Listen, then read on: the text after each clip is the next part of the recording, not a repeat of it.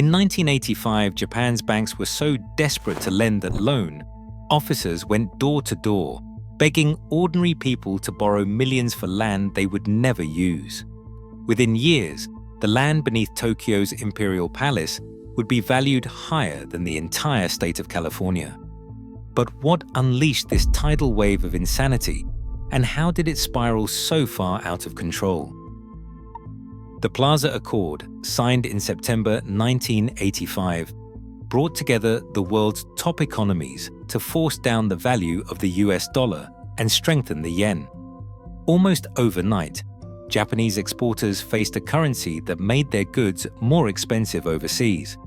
To soften the blow, the Bank of Japan slashed its official discount rate from 5% to 2.5% over the next 18 months, a level not seen since the post-war era. Cheap money flooded the financial system. The Bank of Japan used window guidance, an unwritten system that set lending quotas for commercial banks. Every major bank received targets, lend more, and do it fast. Bank managers felt the pressure to increase lending, passing quotas down to loan officers who now had to find borrowers by any means necessary. Many banks, especially the big city lenders, turned to households and small businesses, even urging employees to reach out directly to potential clients. Anecdotes from the time describe loan officers visiting offices and homes, sometimes returning again and again, determined to meet their numbers. The result was a surge in credit growth. Between 1985 and 1990, lending to real estate and households soared by 150%. With so much easy money looking for a home, the search for profitable outlets began in earnest. The stage was set for a frenzy that would soon grip Japan's land and stock markets. Land prices in Tokyo began to climb at a pace that defied all sense. By 1991, commercial plots in the city had soared more than 300% compared to just 6 years earlier. Brokers and speculators snapped up whatever they could, convinced that scarcity and easy credit guaranteed endless profits. The fever reached its most famous expression in a single, almost unbelievable statistic. At the peak of the bubble, reports claimed that the land beneath the Imperial Palace in central Tokyo was worth more than the entire state of California. The calculation was based on the going rates for Ginza real estate multiplied across the palace grounds, an exercise in pure speculation, but one that captured the spirit of the era. Newspapers and magazines ran with the headline, fueling the sense that Tokyo's property market had become untethered from reality. The mania was not limited to office towers or luxury apartments. Even access to leisure became a tradable commodity. Golf club memberships, once a simple status symbol, turned into speculative assets in their own right. At the Kogane Country Club, just outside Tokyo, a single membership changed hands for the equivalent of $3.5 million, more than the price of a penthouse in Manhattan at the time. Membership certificates were bought, sold, and even used as collateral for loans, as banks and brokers treated them like blue-chip stocks. In boardrooms and backrooms, these memberships became tokens for corporate favors and sometimes outright bribes.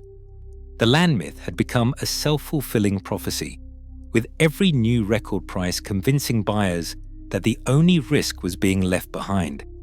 The excess cash flooding Japan's financial system had found its ultimate playground in real estate and golf, setting the stage for even bigger bets in the corporate world.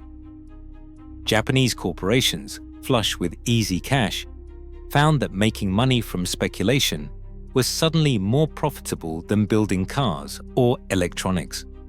By the late 1980s, the term Zytec, short for financial engineering, became shorthand for a new kind of corporate ambition. Major manufacturers like Toyota and Nissan poured resources into trading stocks, bonds, and derivatives, often earning more from these financial maneuvers than from their core businesses. Annual reports from the era show that, At the height of the bubble, financial gains accounted for as much as 1/3 of some firms' total profits. As asset prices soared, the line between industrial powerhouse and investment house blurred. The scramble for talent reached a fever pitch. Companies were so desperate to secure new graduates that they engaged in a practice known as AOTAG, or harvesting while green.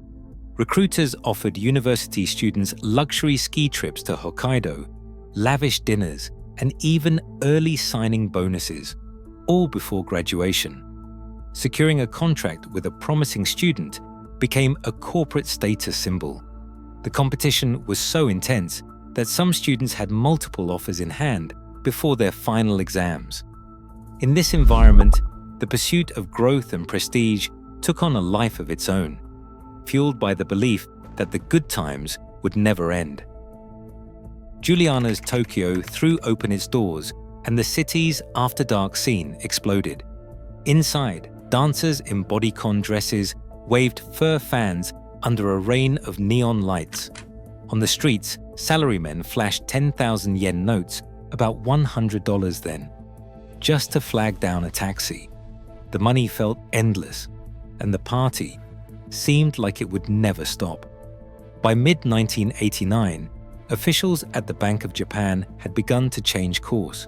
They pushed the official discount rate up, step by step, until it hit 6% in August 1990.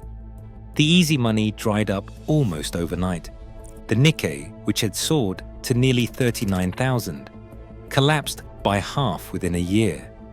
Land prices tumbled, and companies that had borrowed heavily found themselves underwater. Yet banks refused to admit defeat. Instead, they kept lending to failing firms, hiding bad loans on their books. These so-called zombie companies lurked in the shadows, draining energy from the economy and locking Japan into years of stagnation. The party was over, but the hangover had just begun. Japan's lost decades echo in every warning about unchecked speculation. Rapid gains can vanish overnight, and the consequences linger for generations. The next bubble is never as far away as we think.